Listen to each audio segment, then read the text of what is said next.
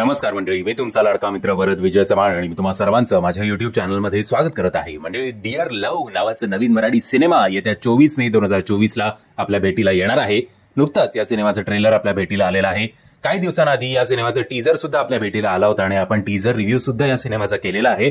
तो जर तुम्ही बघितला नसेल तर त्याची लिंक मी तुम्हाला खाली डिस्क्रिप्शन बॉक्समध्ये देतोय. आता येऊया या ट्रेलरवर.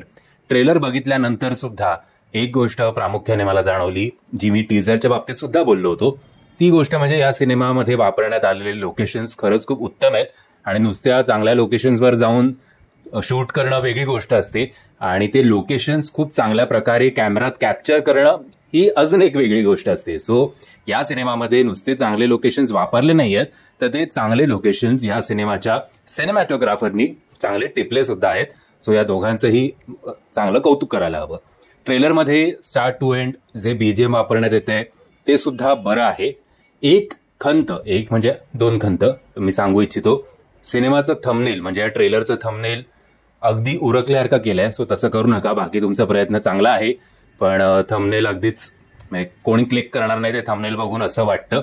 आणि दुसरी गोष्ट म्हणजे जे टीजरमध्ये सुद्धा वाटलं होतं की ओके बाबा लव्ह स्टोरी आहे किंवा याच्यात असं काही आंतरजातीय विवाह किंवा गरीब घरातला मुलगा आणि श्रीमंत घरातली मुलगी असं काही नाहीये. तेच ट्रेलरमध्ये पण वाटतं की ओके छान लव्ह स्टोरी आहे. मध्येच आपल्याला थोडं ट्रेलरच्या स्टार्टिंगला जे नरेशन आपल्याला ऐकायला मिळतं ते चांगलं आहे. फक्त अजून थोडं फिलिंगनी ते बोलायला हवं होतं, तर ते अजून त्याचा इम्पॅक्ट पडला असता.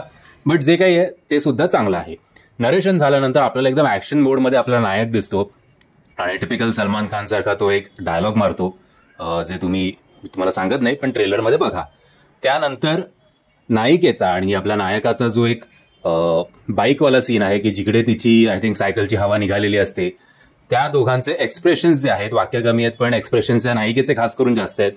तो एक चांगला वाटला पार्ट. नंतर मध्येच आलं की काय बाबा आर्मीमध्ये हा जातोय, ओके चला काहीतरी असतं स्वप्न, त्याला स्वतःच्या पायावर उभं राहायचं असेल. पण through out the trailer okay love story. मग अचानक एंडला आपल्याला कळतं की काहीतरी ब्रेकअपचा सीन आहे. आपला हे नायक पण जो आहे तो एकदम दाढीबिडी वाढलेला आहे. कदाचित मैंने प्यार किया मध्ये जसं होतं की नायिकेचा बाप सांगतो की जोपर्यंत तू कमवत नाहीस तोपर्यंत माझी मुलगी तुझ्या हातात देणार नाही, आणि असं वाटतं की कदाचित हा आर्मीमध्ये रिजेक्ट होतो का काय होतं माहिती नाही, त्यामुळे यांचं लग्न होत नाही. कारण एंडला आपल्याला दोघंही असे एकदम तुझे याद ना मेरी आई किसी से आप क्या कहना या मोडमध्ये दिसतात. एनिवेज ठीक आहे, आपण असं धरून चालूया की कदाचित यांचा इंटेन्शन असं असेल की नक्की या दोघांमध्ये काय बिनसलं हे जर तुम्हाला जाणून घ्यायचं असेल तर हा सिनेमागृहात जाऊन बघायला हवा.